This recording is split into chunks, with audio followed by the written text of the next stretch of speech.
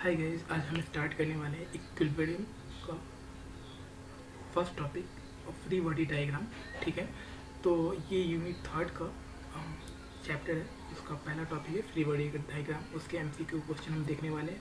Particularly topic मैंने आज लिया है फ्री बॉडी डायग्राम। उसके बाद कॉन्करेंट फोर्सेस आता है, उसके लिए अलग सेपरेट सी वीडियो, ताकि आप लोग एक टॉपिक के थ्रू आपका जो क्लियरिफिकेशन है ना वो क्लियरिफाई हो रहे हैं। क्योंकि ऐसा नहीं कि अगर मैं चाहता तो एक वीडियो में इक्विलिब्रियम में बहुत सारा 40-50 क्वेश्चन को एक साथ वीडियो बना सकता था, पर उसके लिए क्या होता है ना, मुझसे कुछ क्वेश्चन छूट जाएंगे, ठीक है, या किसी से भी छूट सकते हैं। तो मैं चाहता था कि एक सेपरेट वीडियो एक टॉपिक के लिए बनाए, तो इसलिए मैंने आज स्टार्ट किया है इक्विलिब्रियम का first topic free body diagram. तो चलिए आज शुरू करते हैं। जस्ट लाइक पहला क्वेश्चन है, just like the collinear forces for free body diagrams, there are collinear couple and the net moment is taken out from it. Question को आप दोबारा पढ़िए ताकि आपको समझ में अच्छा से आए। उसके ऑप्शन 4 ऑप्शन है, ठीक है। तो इसका ऑप्शन ये होगा, क्योंकि मैं सब नहीं पढ़ूंगा, सब पढ़ूंगा तो ये लंबा वीडियो बन जाएगा और आप लोग के पास इतना देखने के लिए आप लोग को टाइम ना लगे, ठीक है। तो इसलिए मैं राइट आंसर बताते चला जाऊँगा, ठीक है। मैं आपको बता देता हूँ। पहला option C is the right answer. The first part is statement true and other part is false. This is right answer. मैं आपको टिक करके ही बता देता हूँ ताकि आप लोग को कोई दिक्कत न हो। C is the right answer. Okay okay, explanation दे दिया। जिन लोगों को समझ में नहीं आता उन लोगों के लिए मैंने एक्सप्लेन कर दिया ताकि बहुत अच्छे से, ठीक है ना, अपने लैंग्वेज में। अगर आप लोग को इसके बाद समझ में नहीं आता तो आप मुझे कमेंट करके पूछ सकते हैं, ताकि मैं जल्द से जल्द आप लोग को रिप्लाई करने की कोशिश करूँ। उसके बाद चलते हैं क्वेश्चन नंबर सेकेंड पे। Question number second, the simplification of the forces of the free body diagram done is, इसके 4 ऑप्शन है। A particular system rule is followed. Question ये कह रहा था simplification of forces free body diagram is done, मतलब free body diagram को, मतलब अगर बोल रहा है कि किस तरह से आपका वो सिंप्लीफाई किया जाता है, तो particular system is rule is follow, rule के थ्रू आप फॉलो करते हो ना, यही सब चीज़ बोल रहा है। तो इसका मैं एक्सप्लेन अच्छा से कर दिया हूँ, ठीक है ना, ताकि आप लोग समझ पाए। चलिए क्वेश्चन नंबर थर्ड पे चलते हैं।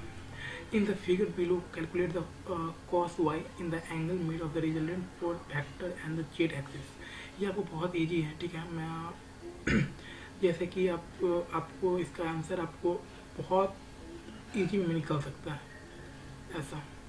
देखिए ये आपको पता है क्या बोल रहे हैं यहाँ पे। ये देखिए, is the angle made resultant vector of Z axis, यानी कि y की जगह पर, ये y की जगह पे इसने जेड रखा है, ठीक है। उसके बाद ये देखिए आपका 90 डिग्री का एंगल होगा, तो इसमें 60 डिग्री, तो ये आपका यह एंगल आपको बच जाएगा। ये जो एंगल है ना आपका, सॉरी, ये जो एंगल है आपका, ये एंगल आपका 30 डिग्री का बन जाएगा, ठीक है। ये 30 डिग्री का बन जाएगा। अब देखिए, ये आप जानते हैं कि कॉस वाई पूछ रहा है यहाँ पे। कॉस वाई यहाँ पहले से मतलब आपको दे चुका है, तो कॉस वाई के मतलब कॉस 30 हो जाएगा। अब कॉस 30 आप निकालिए तो देखते हैं हम, कॉस 30 निकालिए, देखिए क्या होता है इसका आंसर। मैं निकालता हूँ और मैं आपको बताता हूँ क्या है आंसर, ठीक है। मैं भी मैंने नहीं क्वान्टिफाई किया था, आप लोग भी निकालिए अगर आपसे निकलता है तो। cos 30 का आंसर आ रहा है 0.866। यहाँ पे देखिए कोई है क्या, option A the right answer. आप देख सकते हैं, मैंने इसलिए इसको डार्क बोल्ड नहीं किया ताकि आप लोग निकाल सके और समझ सके, इसलिए मैंने बोल्ड नहीं किया, इसलिए option A the right answer. आप लोग देख सकते हैं, आप लोग आई थिंक समझ ही होंगे, ठीक है। जैसे ट्रिकी क्वेश्चन है, ठीक है ना, तो क्योंकि जेड की जगह पर वाई की जगह पर इन्होंने जेड एक्सिस रखा था, ठीक है। तो आप लोग इस तरह का क्वेश्चन हो सकता है कि कुछ और भी 60 की जगह पर 70 आ जाए, ठीक है ना, 60 की जगह पर यहाँ पे आपको 70 भी दे सकता है, तो आप लोग कंफ्यूज मत होना, ठीक है। तो आप लोग बना सकते हो, ठीक है, इजी करते, यहाँ 70 भी दे सकता है, 80 दे सकता है, तो आप लोग कर लेना, ठीक है। चलो क्वेश्चन नंबर 4 पे। The system of collinear and the parallel forces in free body diagrams are simplified as, ठीक है, this is a theoretical question, ठीक है। The simplified of collinear forces system gives a net force and the parallel forces system gives a simplified force and then will be add factorial.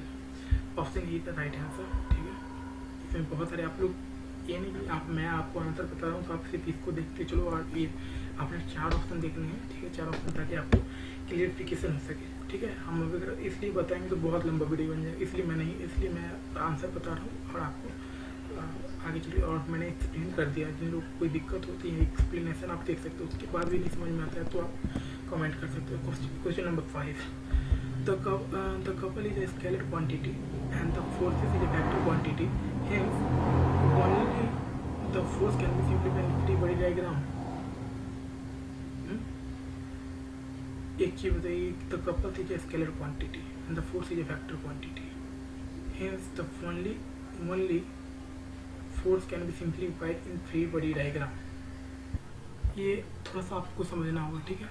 तो इसका आपको जो पहला 4 option है वो पढ़ना होगा। तो first part is statement is false and other part is true.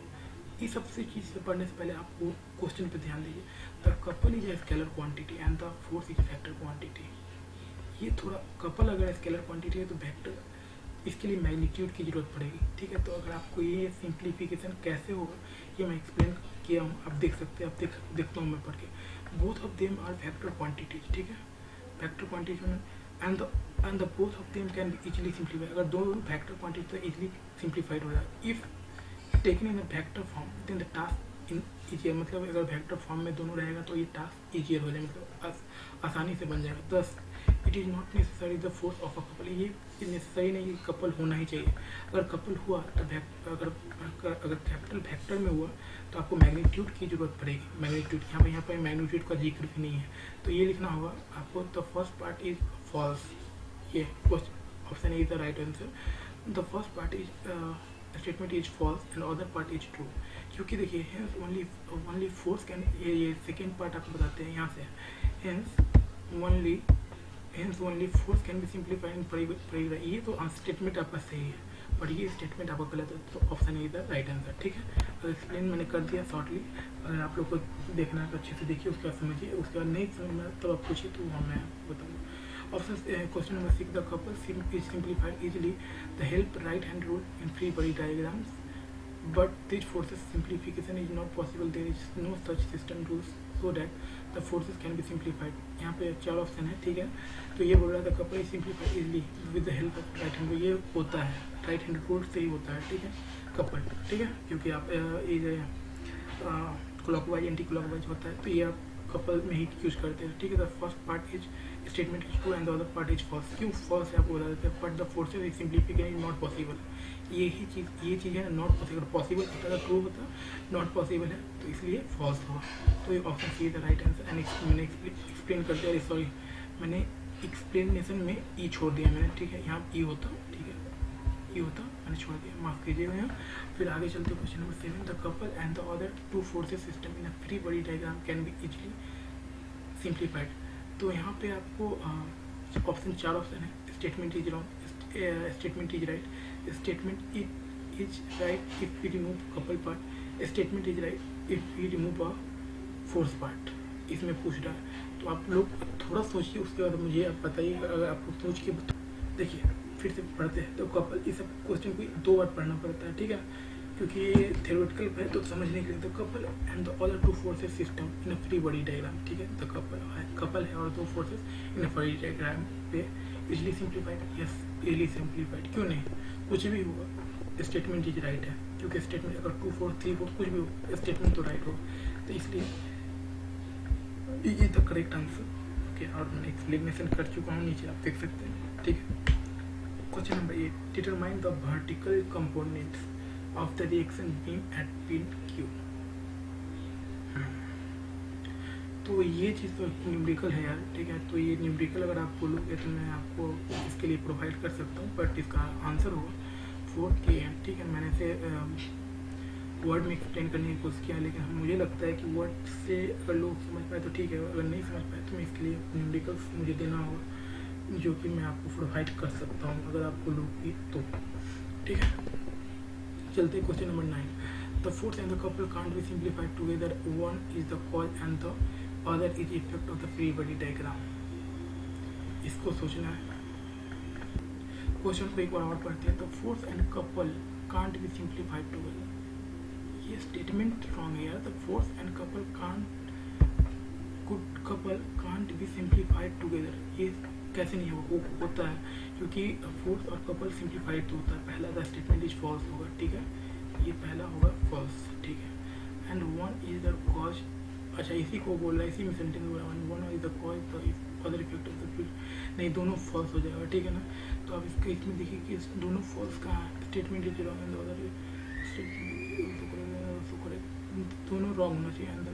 ये option C is the right answer, option C is the right answer, option C is the right answer, ठीक है। मैंने एक्सप्लेनेशन किया है, ठीक है। उसके बाद अब चलते हैं what is the collinear system of forces of free body diagram. तो यहाँ पे आपको एक चीज़ कोलिनियर है, ये है ना कोलिनियर में आप हमेशा याद रखना, ठीक है।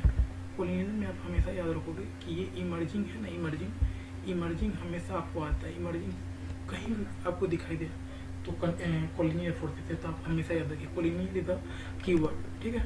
तो यहाँ पे इसका आंसर ये होगा, the force system having all the forces emerging point at single point, ठीक है। और मैंने ये एक्सप्लेनेशन कर दिया, एक्सप्लेन तो करने की जरूरत नहीं थी इस पर, लेकिन तो भी मैंने कर दिया। तो क्योंकि 1 मार्क्स का भी क्वेश्चन आ सकता है, तो इस तरह से आप लिख सकते हो। 11 the main motto of the free body diagram is to reduce the calculation. भाई क्या मेन मोटो होता है फ्री बॉडी डायग्राम का? कैलकुलेशन को ईजी करना, बस यही है। The question number 12 the couple movement of the force is divided to get the distances from the axis from the point action of the force in free body diagram. तो ये this is true answer, ठीक है। यहाँ पे आपको इस तरह के 4 ऑप्शन भी देगा ही, क्योंकि 2 ऑप्शन देगा नहीं, ट्रू फॉल्स मैंने बनाया है, बट ट्रू फॉल्स देगा नहीं, आपको 4 ऑप्शन देगा, ठीक है। तो यहाँ the couple movement of the force is divided into distance from of the axis from the point action of the force in free body diagram. This is true answer and मैंने explain यहाँ पे कर चुका हूँ, तो आप लोग easily अच्छे से समझ पाओगे, ठीक है। Question number 13 the simplification of a couple is done in free body diagram on the basis of, ठीक है। The simplification of a couple, यानी कि यार ये तो होता है couple on turn of free, तो ये तो क्लॉकवाइज एंटी क्लॉकवाइज होता है ना। The clockwise of the anti clockwise rotation sign convention, ये होगा option A the right answer, ठीक है। क्योंकि यार कपल तो आपको एंटी क्लॉकवाइज और क्लॉकवाइज पे ही आप वो करते हो, मतलब सिंप्लीफाई करते हो, राइट। तो चलिए देखते हैं फिर question number 14, right. Question number 14 principle of transmissibility, okay, transmissibility principle of transmissibility of for free body diagram is, इसका आंसर है state the force acting on the body sliding factor. This is the right answer, ठीक है। State the force acting on the body, rolling factor, welding unit factor, कुछ नहीं, sliding factor. आपको principle of transmissibility sliding factor याद रखना, principle of transmissibility sliding factor, ये main keyword है, ठीक है, प्रिंसिपल ऑफ ट्रांसबिलिटी। चलिए question number 15 last question of free body diagram. Just like the collinear forces system of free body diagram, there is a system of parallel forces. This is the right answer and this is ये आपको ये question आपसे SPPU में पूछा हुआ है 2016 में ये क्वेश्चन पूछ चुका है, ठीक है। मल्टीपल चॉइस क्वेश्चन में आपको इसके 4 ऑप्शन थे, पर ट्रू फॉल्स एरर और नन ऑफ दीज ये चीज़ था। तो यार इसमें कंफ्यूजन बहुत था, पर ट्रू होगा क्योंकि इसका एरर और नथिंग, तो ये चीज़ था। तो ये चीज़ें तो आप ट्रू आप रखिएगा। और मैंने यहाँ पर लिखा there is a system called parallel system of the forces, there is another type of forces, ठीक है। ये दूसरा टाइप ऑफ फोर्स होता है। दोस्तों अगर ये वीडियो आपको पसंद आ गई तो लाइक, सब्सक्राइब, शेयर करें, ठीक है। और अगर वाकई में वीडियो पसंद आई तो सब्सक्राइब करना है, ठीक है, नहीं तो आपको। चलिए, थैंक यू सो मच।